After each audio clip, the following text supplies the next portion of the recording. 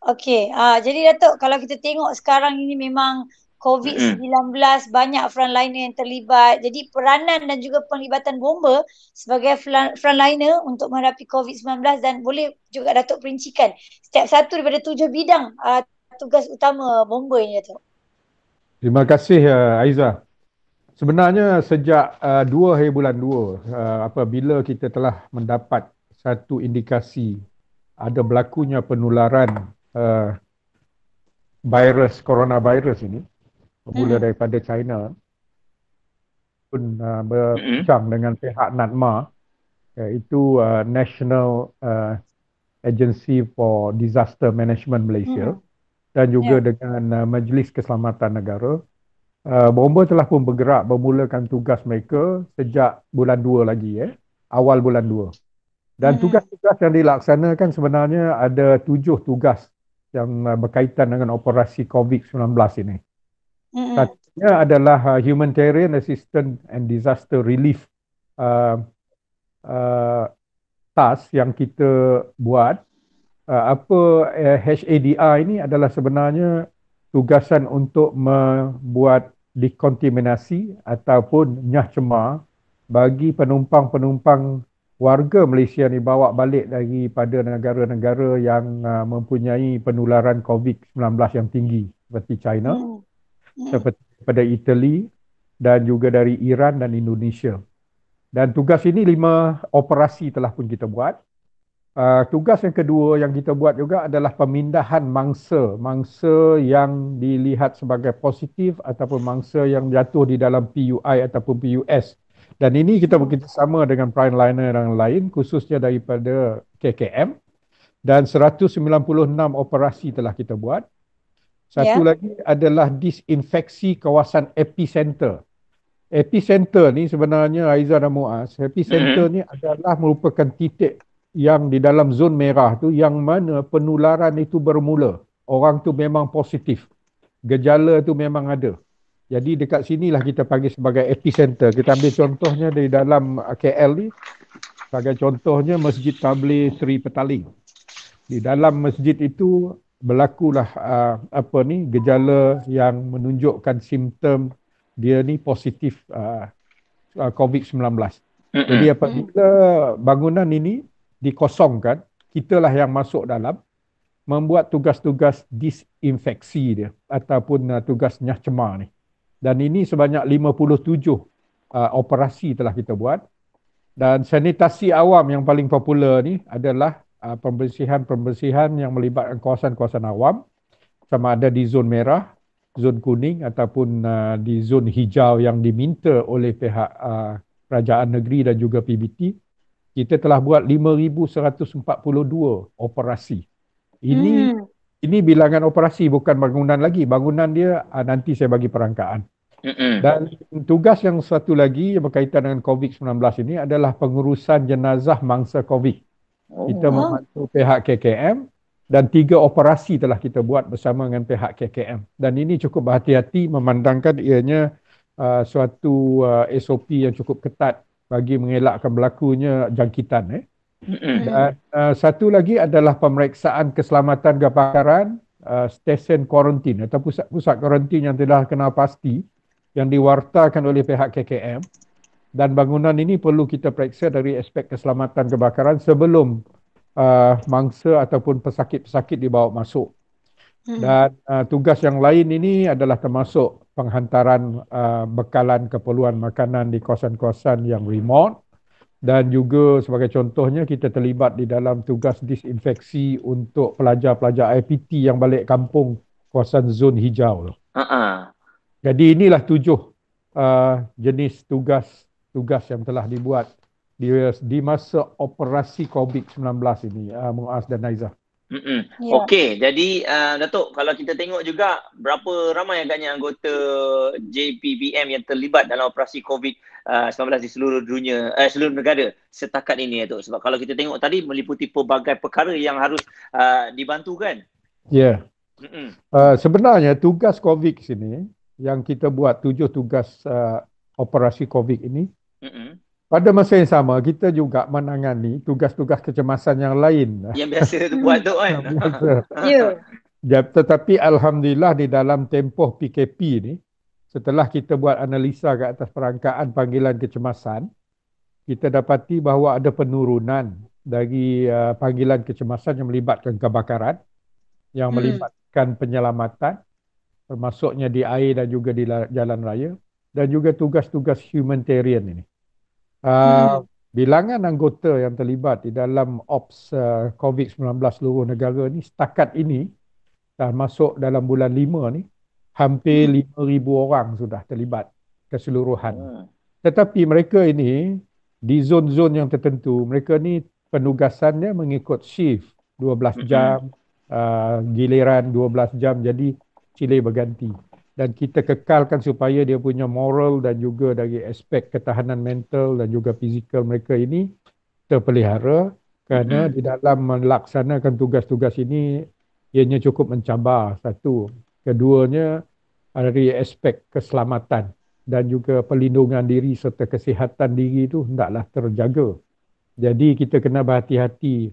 Kita tak mahu orang yang terlalu letih, dah over daripada masa yang dia bertugas ini. Kemungkinan rasional dia dan juga pertimbangan dia tidak begitu tepat. Jadi sebab kita jaga dari aspek ini ya Muaz. Datuk, tadi saya ada tanya soalan.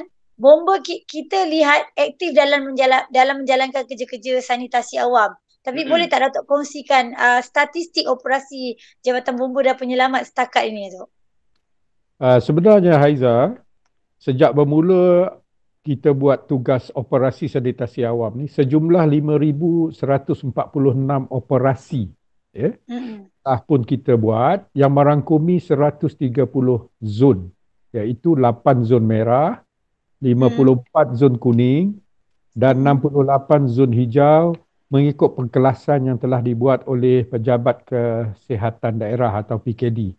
Dan ini adalah merupakan SOP yang ditetapkan bersama dengan pihak KKM. Dan macam mana kita buat sanitasi ini dan macam mana kita buat disinfeksi ini, sebelah luar bangunan ni, sebagai contohnya road shoulders, road furniture ni sebagai contoh tiang elektrik tu, road furniture tu. Sebagai contohnya bus stop tu, road furniture tu. Jadi kawasan-kawasan zon yang dikenal pasti yang dianggap sebagai merah, kuning, kita akan teruskan dengan sanitasi ini menggunakan chemical yang ditetapkan oleh pihak KKM dan juga di WHO, iaitu jurnal WHO yang terkini. Sebenarnya ada 8 chemical yang ditetapkan, tetapi kita guna chemical yang sesuai dengan kawasan dan juga humidity dan juga keadaan di Malaysia ini. Dan sebelah dalamnya kita buat disinfeksi. Jadi sanitasi awam dengan disinfeksi ini adalah dianggap sebagai nyah cemar punya proses. Jadi disinfeksi dalam ini khususnya kawasan-kawasan zon merah yang kita ada rekod penularan. Okey, setakat ini kita dah ada 5,146 operasi sanitasi yang kita buat seluruh negara. Pada bulan, pada yang terkininya, hari Sabtu lepas, sebanyak 73 operasi sanitasi yang melibatkan 35 zon, iaitu 4 zon merah, 20 zon kuning dan 11 zon hijau yang telah kita laksanakan. Berapa premis terlibat, itu operasi. Tetapi premis yang terlibat adalah sebanyak 8,836 premis. Premis-premis ini termasuklah premis perniagaan, pusat perniagaan, pasar raya, pasar awam, stesen pengangkutan awam, tempat ibadat, kawasan perumahan, facilities polis iaitu IPD, balai polis dan juga kemudahan-kemudahan polis di Raja Malaysia yang lain. Di balai bomba, seluruh balai bomba 316 tu semua kita cuci kan.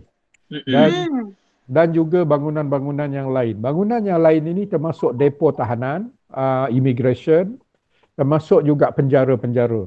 Jadi kita setakat ini boleh dikatakan bahawa hampir semua sudah zon merah dan juga zon kuning yang telah kita buat sanitasi awam. Tetapi zon hijau ini pun kita buat walaupun tidak ditetapkan oleh pihak KKM, ini atas permintaan kerajaan-kerajaan negeri, PBT dan juga tempat-tempat tertentu bangunan-bangunan kerajaan. Dan kita percaya selepas ini apabila MCO ini nanti mungkin dilonggarkan dari aspek yang berkaitan dengan sektor ekonomi dan juga industri, saya percaya lebih banyak operasi sanitasi awam akan dilaksanakan. Memandangkan manusia akan mula masuk dan pekerja akan mula masuk ke bangunan yang masing-masing. Betul. Dan ini adalah sebagai salah satu langkah untuk kita mematikan ataupun memutuskan rantaian penularan COVID-19 ini. Dan memang ternyata sanitasi ini berjaya, Tok. Kita berjaya mengekang penularan COVID-19 ni, Tok. Sebenarnya kalau kita lihat dari segi kenyataan dan juga dari segi penyelidikan yang dibuat oleh WHO dan juga para penyelidik berkaitan dengan aspek virus ini, setakat ini itulah chemical yang telah ditunjukkan oleh pihak WHO yang kita guna pakai, iaitu termasuknya sodium hypochlorite, termasuknya alkohol not less than 60%, dan ini merupakan bahan-bahan yang dipercayai boleh mencegah kawasan-kawasan yang telah tercemar. Tetapi ianya berbalik kepada karakteristik biologi coronavirus ini sendiri setelah ianya didapati dengan tepat. Kerana ini kita cuci ni, satunya untuk membersihkan kawasan, keduanya memberi keyakinan kepada orang ramai tentang tempat tersebut adakah masih lagi mempunyai pencemaran ataupun penularan, kerana ia psychologically akan affect kehidupan masing-masing. Jadi kita percaya bahawa setakat ini boleh dikatakan satu proses yang boleh memberi keyakinan kepada semua rakyat, termasuk negara lain pun membuat kerja yang sama. Lebih-lebih banyak kita buat sanitasi lebih baik. Kerana apa? Tugas-tugas pembersihan yang cemar ini adalah untuk kebaikan, keselamatan dan kesihatan kita. Jadi pada saya at this moment kita boleh nyatakan satu operasi yang cukup berkesan lah. Okey, baik Datuk, kita nak ucapkan terima kasih dan mungkin Datuk ada sedikit ucapan khas kepada warga Jabatan Bomba dan Penyelamat di seluruh negara sempena Hari Bomba Sedunia ini. Silakan Datuk. Terima kasih Haiza. Pertama sekali saya ingin mengambil kesempatan ini untuk mengucapkan selamat menyambut Hari Anggota Bomba Sedunia kepada seluruh warga bomba, iaitu bomba Malaysia, bomba airport, bomba pelabuhan, bomba tentera, kadet bomba, bomba sukarela, bomba bantuan, bomba persendirian dan kos siswa bomba di seluruh negara.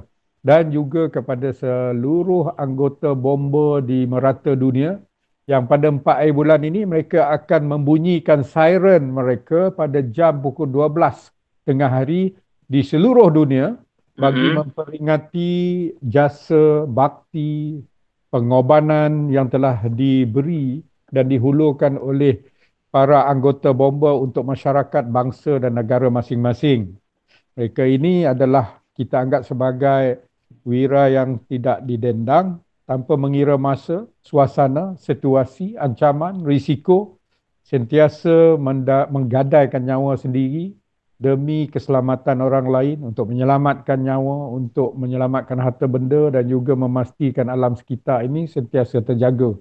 Jadi pada saya percaya bahawa program yang kita buat di peringkat nasional, program yang kita buat di peringkat negeri, program yang kita buat di peringkat balai, yang selalunya kita tak boleh buat pada tahun ini, seperti perhimpunan, pembarisan dan juga pertunjukan, demonstrasi dan pameran, ini di atas sebab PKP dan kita akur. Ianya tidak akan melemah dan melunturkan semangat kita untuk menyambut Hari Anggota Bomba ini.